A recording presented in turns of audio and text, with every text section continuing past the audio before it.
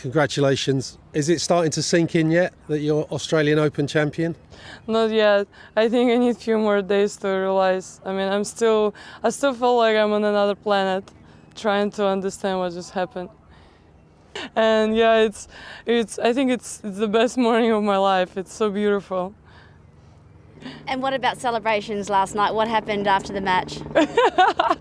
It was funny night. Everyone was just too happy. Some of us didn't make it today because it was too much last night. But yeah, we celebrate with my team and a little bit, as I said, a little bit of pizza, a little bit of sweets, a little bit of champagne. It was a little bit of everything last night.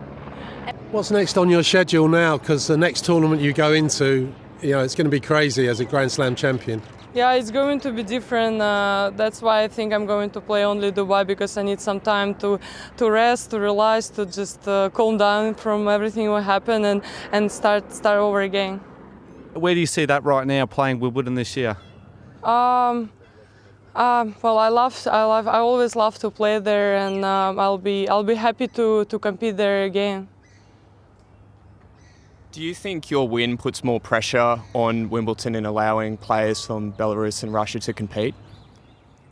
I don't know. Right now I cannot think about that. I'm just trying to enjoy the moment and that's it. Ready for this? No.